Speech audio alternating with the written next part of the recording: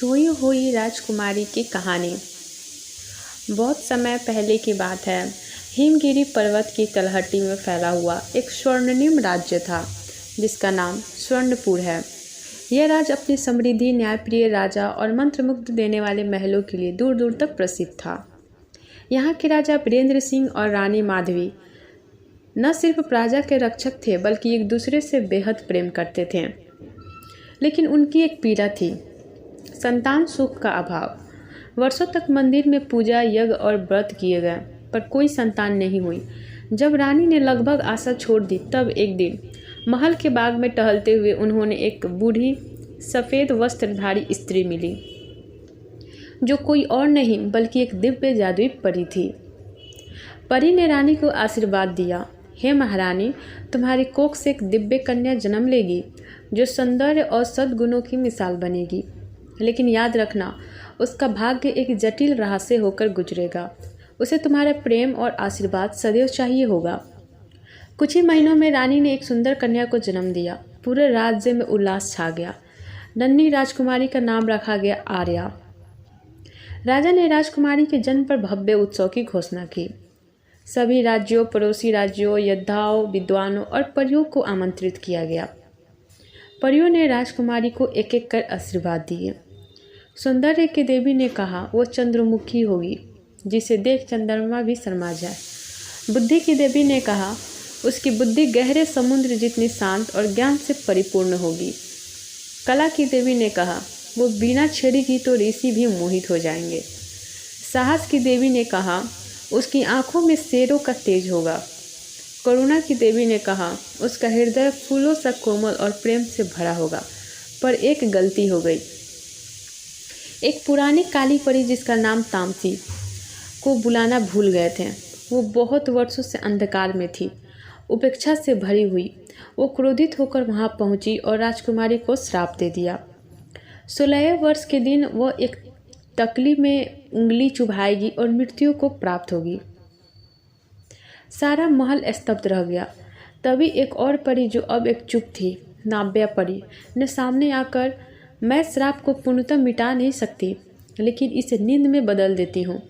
राजकुमारी मृत्यु को नहीं बल्कि गहरी नींद को प्राप्त करेगी और जब उसे सच्चा प्रेम मिलेगा वो जाग उठेगी। राजा ने पूरे राज्य में आदेश दिया सभी तकलियाँ नष्ट कर दिया जाए। किसी को भी सूत काटने की अनुमति नहीं थी। राजकुमारी आर्या दिन ब दिन बड़े होती गई। उसकी सुंदरता किसी परी से कम नहीं थी। लंबे रेशमी बाल, गहरी कमल सी आंखें और कोमल मुस्कान।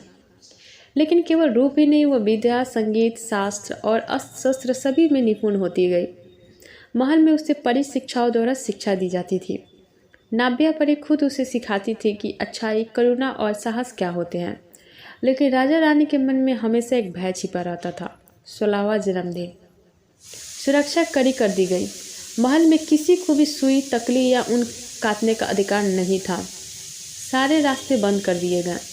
आर्या को यह सब बताया नहीं गया। उसे लगता यह बस एक राज परिवार का सामान्य शक्तियाँ हैं।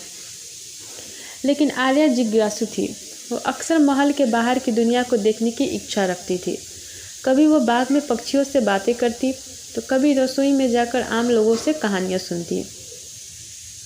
उसे सपनों में अजीब अजीब आवाज़ें सुनाई देती थी, जैसे कोई कह रहा हो, ऊपर आओ, सच जानो। एक दिन जब उसकी उम्र 15 वर्ष और 11 महीने हो चुकी थी, वह महल के ही एक बंद मीनार की ओर खींची चली गई। वहाँ एक पुराना दरवाज़ा था जिस पर जाले लगे थे। लेकिन जैसे ही उसने दरवाजे को छुआ वो अपने आप खुल गया। सीढ़ियों से ऊपर चढ़ती हुई वो एक छोटे से कमरे में पहुंची जहाँ एक बूढ़ी स्त्री ऊन काट रही थी। आर्या चकित रह गई। उसने कभी तकली नहीं देखी थी। क्या कर रही हो तुम? आर्या ने पूछा। बूढ़ी औरत मुस्कुराई, ये तो मेरी पुरानी आदत है राजकुमारी, आओ देखो तो सही। आर्या ने जैसे ही तकली को छुआ उसकी उंगली में एक कांटा चुभ गया और तुरंत ही वो जमीन पर गिर पड़ी। जैसे ही आर्या नींद में गई एक रहस्यमय रोशनी पूरे महल में फैल गई। नाव्या परी के वचनों के अनुसार पूरे महल के लोग उसी क्षण सो गए। रसोइये, सैनिक, रानी, राजा, सेवक, घोड़े सभी। चारों ओर एक सन्नाटा छा गया। समय थम गया। धीरे धीरे महल के चारों ओर कांटेदार बेलें उग आई जो हर किसी को भीतर जाने से रोकने लगी। महल एक रहस्यमय वन में तब्दील हो गया जिसे अब लोग सोए हुए स्वर्णपुर के नाम से जानने लगे।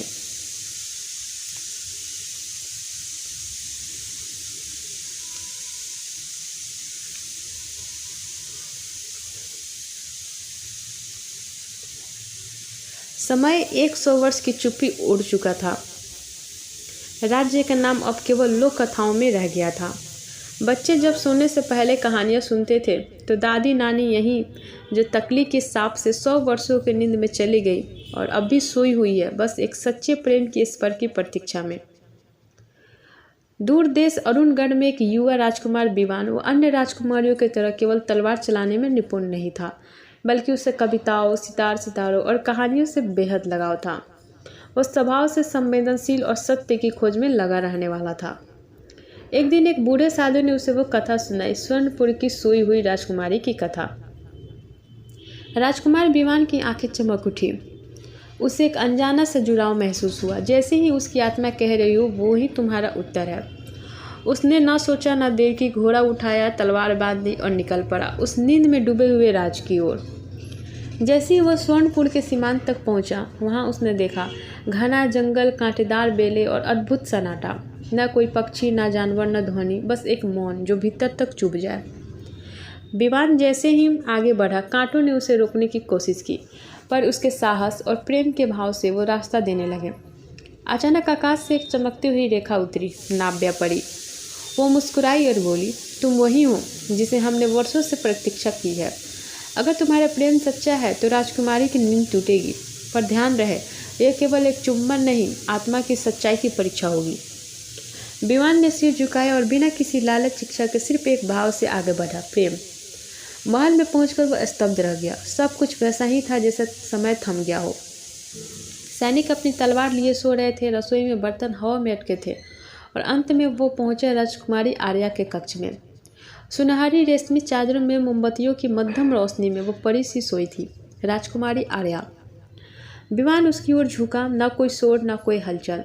उसने धीरे से उसका हाथ थामा और माथे पर एक कोमल चुम्बन दिया, पूर्ण सम्मान और भावनाओं के साथ। अचानक सारा महल रोशनी से जगमगा उठा। राजकुमारी की आंखें कांपती हुई खुली, जैसे किसी ने सदियों की नींद से खींचकर वापस जीवन में बुलाया हो। उसकी नज़रें विवान से मिली और एक मुस्कान उसके होठों पर फैल गई। महल जाग उठा, राजा रानी की आंखें खुली, सैनिकों ने अंगड़ाई ली, बागों में फिर से फूल खिले और पक्षियों ने गीत गाना शुरू कर दिया। राजा वृंद्र ने राजकुमार विवान को गले लगाया, तुमने हमारे राज्य को जीवन दान दिया है। राजकुमारी आर्य और विवान के बीच प्रेम का एक अद्भुत रिश्ता बन गया, वो जो शरीर नहीं आत्मा से जुड़ा था। कुछ समय बाद बड़े समारोह में उनका विवाह हुआ। स्वर्णपुर फिर से एक समृद्ध राज्य बन गया, जहाँ जादू, प्रेम और विश्वास का राज्य था। जहाँ सच्चा प्रेम होता है वहाँ समय भी रुक जाता है और नींद भी टूट सकती है।